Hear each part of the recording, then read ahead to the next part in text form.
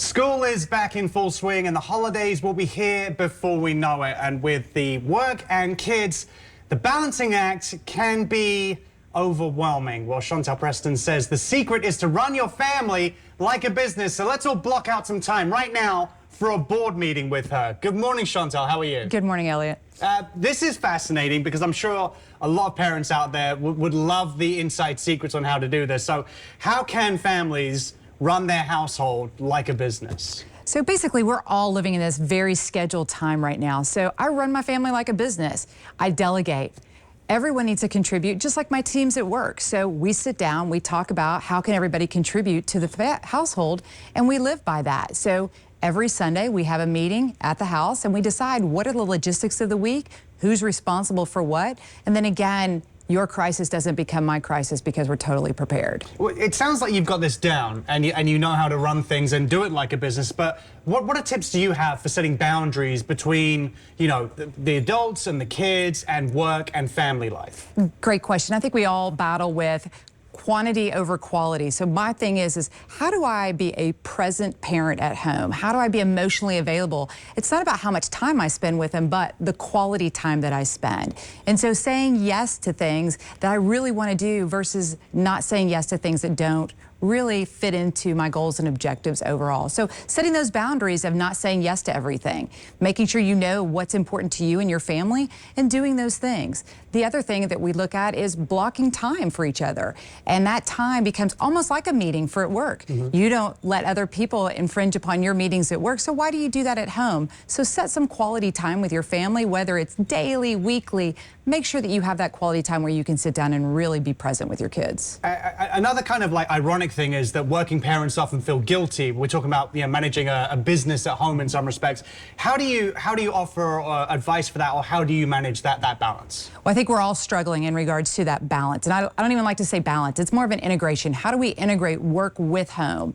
And so I think of it as reframing it. When you're setting your boundaries and I'm saying no to something, I'm giving someone else an opportunity. Also, give yourself some self-compassion. Again, delegate without guilt. It's okay to delegate just like it is at work. So put the guilt aside. We're all struggling. And again, reframe that. And remember, feeling guilty means that you really care. So don't use that as a negative, use it as a positive. A lot of people at work go through courses and they do business training, so you get leadership skills. How do you translate those lessons learned into the home environment?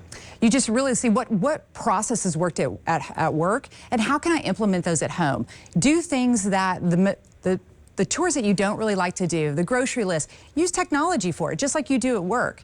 Use technology to your advantage to streamline the processes at home, just like you do at work. Are there some implements or some practices that would be at work where, you know, dealing with people in a team and giving them pep talks and making them feel like they're involved? Is that something you can also implement with the kids for those side of things? Absolutely. Kids like structure. Kids want to feel important. They want to feel like they're contributing, just like an employee. So when you're sitting down and you're delegating, it gives them a sense of pride that they're bringing something to the family. Yeah, for parents out there who are trying to balance it all, the work, the life, the home stuff, making the kids happy, going to soccer games, to football practice, what advice do you have for them? Or what words of encouragement as well would you have for them watching? Yeah, well, you know, my words of encouragement is perfection doesn't exist. You know, we are all living in a society where we're all overscheduled. So just enjoy, do the quality time, take care of yourself.